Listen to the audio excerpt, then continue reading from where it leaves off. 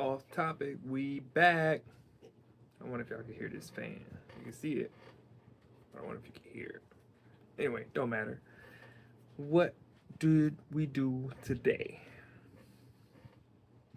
I got intentionally creative. We'll just start there, but we'll fast rewind and get back to that.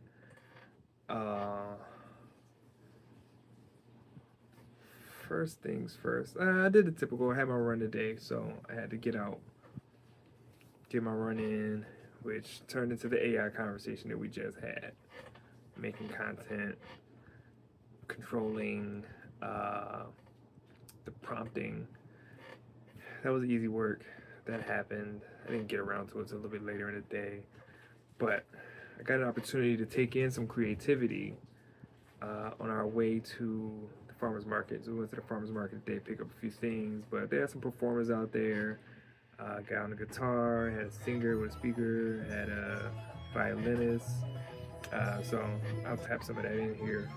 But got the opportunity to soak up some creativity from others in another field. Helicopter going over.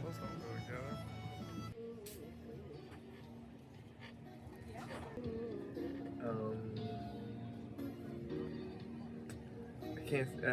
The farmers market. So the setups.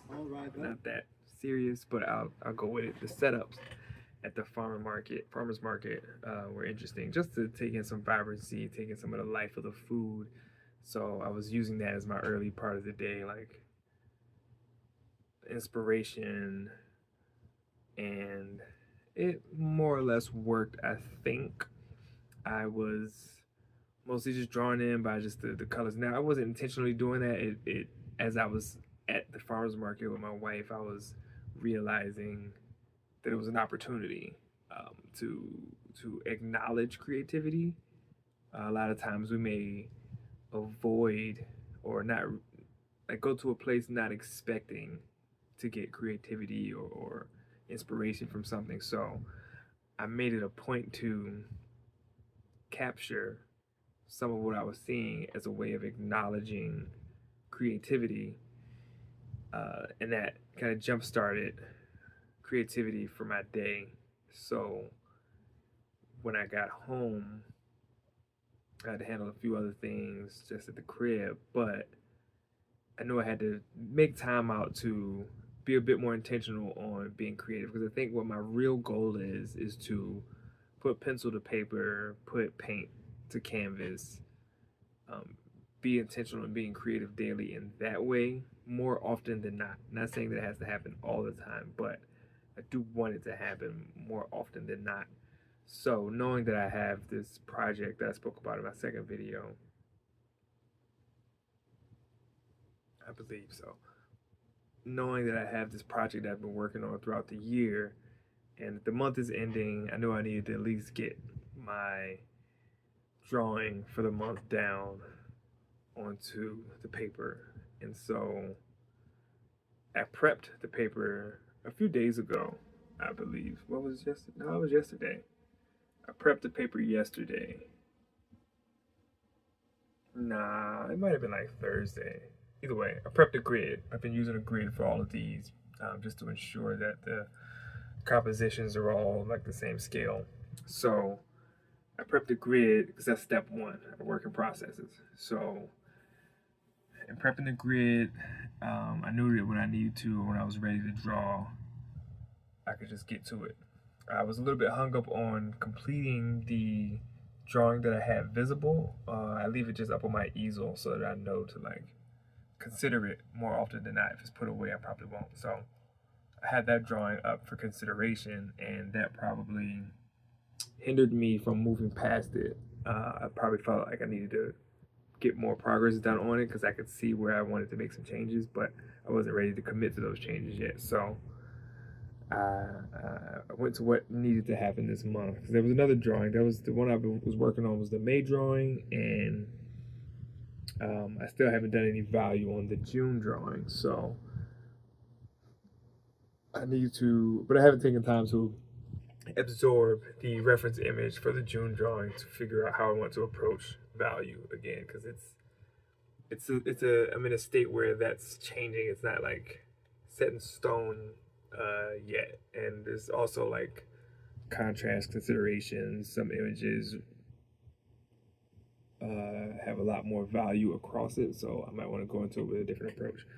So those are some of the considerations that I was looking at and considering. So I wanted to move past it and just at least get the body down for the next drawing. So I'll add in some of that. I did a time lapse of me working on it.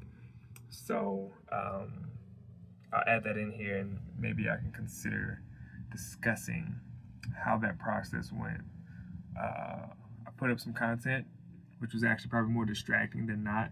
I realized that by having the video on me, there was a pressure to perform versus when I'm just working at my own pace.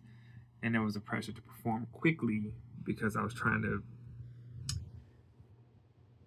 record as little video as possible because I'm trying to save space on my phone. So it's interesting, all the things that can affect how you create. So I found myself in the early stages of the drawing working fast and not really being excited about what I was seeing come out, like the proportions, and regardless, even with using the grid, just knowing if I was a centimeter or so off on my initial line, that could shift the whole drawing in a way that you weren't intending to. So working through some of those challenges early in the drawing, and then taking the time to eventually like slow down, pause, zoom in, realizing I had the time. Found that I was distracting the video or that I was watching Doro Hidoro. So it was more like I was listening to it. I wasn't watching much of it. But I found that I needed to slow down, especially around things like the hands. As I've been working on these drawings and even looking at some of my paintings, I've been noticing a lack of attention to the digits. And I think these can like make or break an artwork. Faces and fingers, I think, feet as well. Like those are things that can really make or break a drawing. And I've been putting more energy into the faces when I draw them, but the hands, I'm always in between how I want to render them. So there's an approach that's still in the blocky phase of when you're blocking out the hand that I like, because it's a bit more geometric, hard edged, as I spoke about in a previous video. And I like that look.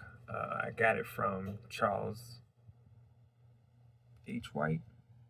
Yes, Charles H. White, in some of his like early career, mid-career drawings. He did that a lot of like in his like cubistic style of rendering in his works. There was a lot of that hard-edged imagery, and I like that about my work and its relationship to digitization and graphics and that aspect of creation and how it relates to my work. So I'm always I don't want to get lazy on those things. So after I did my first rendering of them, I had to go back and like pause, zoom in on the reference image and take my time with it. You'll see it in the video, and actually like draw the hands a lot better so that they still felt like they were proportionate, made sense for what they were doing. And then I found a place in that. So those are things that I found myself wanting to work on a lot more in my creation. So I got busy on that, and then there's another, it'll be coming next, but there's a video of me explaining a little bit more about the drawing and where I'm at with the progress. They even made a statement in that video that I thought was pretty interesting, unique, that I'm realizing as I talk about the work more often, or as I talk about creativity more often, these like revelatory ideas come to light. So it's a testament to not holding in these ideas. So whether it's writing them down, typing out these thoughts, you not memorialize. That's kind of crazy.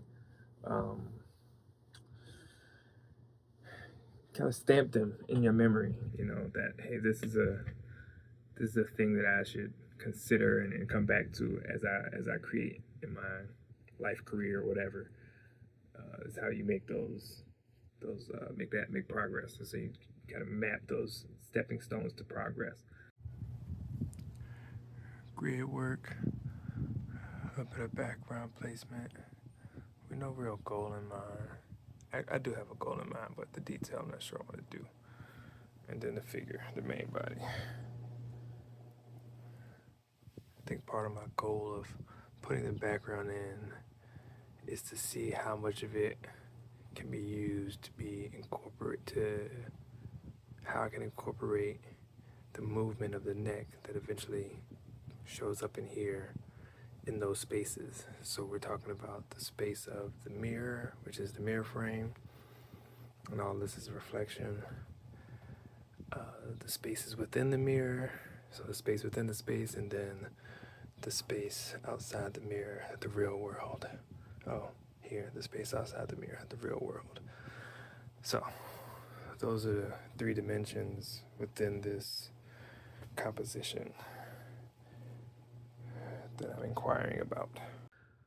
So that was my creativity today. If I were to say that there was a theme, it was being intentional about being creative in a tangible way. That was my goal for today, so that I wouldn't get lazy about being creative.